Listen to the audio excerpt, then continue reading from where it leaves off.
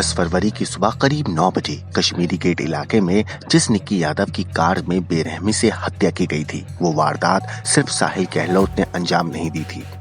इसका पूरा प्लॉट, पूरी साजिश बारीकी से बुनी गई थी। कई लोग इस साजिश में शामिल थे।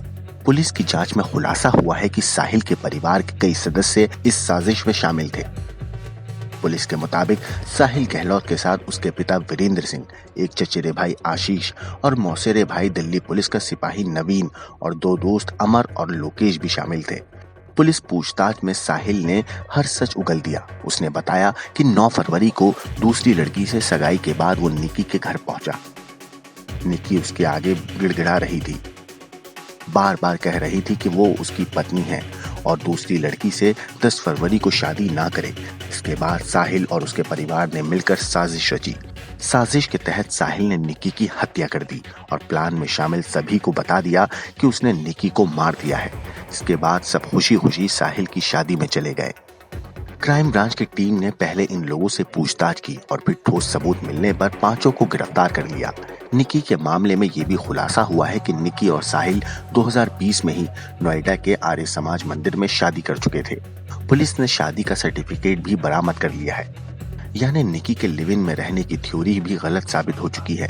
निक्की और साहिल बतौर पति पत्नी रह रहे थे, लेकिन साहिल का परिवार निक्की से अपने बेटी की शादी को मंजूर नहीं कर पा रहा था और आखिर पिछले साल दिसंबर में उन्होंने साहिल की शादी दूसरी लड़की से तय कर दी और फिर एक बड़ी साजिश के तहत 9 फरवरी को दूसरी लड़की से सगाई के कुछ घंटों बाद ही साहिल ने अपनी पहली पत्नी निक्की की हत्या कर दी।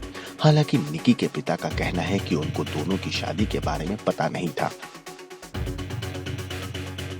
पुलिस बारीकी से केस की जांच करके सबूतों की कड़ियों को जोड़ रही है। पुलिस एक बार फिर साहिल गहलोत को उसी खाओ पियोग ढाबे में ले गई जहां के फ्रिज में उसने निक्की की लाश को छिपाया था। पुलिस कश्मीरी गेट से मित्राऊ गांव तक के रूट की सीसीटीवी को भी खंगाल रही है, जिससे कत्ल की जगह से लेकर लाश छुपाने की जगह की हर कड़ी को जोड़ा जा सके। ये भी साफ है कि साहिल काफी शातिर था, इसलिए उसने कत्ल करने के बाद निक्की के फोन से सारा डेटा डिलीट कर दिया था, क्योंकि निक्की के फोन में हर वो सबूत था जो साहिल को कानून के शिकंजे में ला सकता था। निक्की के गांव झज्जर के गांव खेड़ी की गलियों में सन्नाटा है। गांव की बेटी की जिस तरह से हत्या की गई उससे हर कोई सहमा है। परिजन साहिल के लिए मौत की सजा की मांग कर रहे हैं। आदरणीय प्रधानमंत्री जी, मेरी तो एक ही वो होगी कि ऐसे आदमी को फांसी की सजा दी जाए। अगर ऐसा आदमी छोड़ दिया जाएगा या ढीला छोड़ दिया जाएगा तो आज हमारी बेटी के साथ होया है, कल किसी और की साथ होगा। ठीक, तो ये ऐसे बेटी पढ़ाओ बेटी बचाओ जो सरकार बोल रही है, तो इसमें एक ही काम होगा, कोई भी कर लो, या तो बेटी गवा दो या बेटी पढ़ा लो।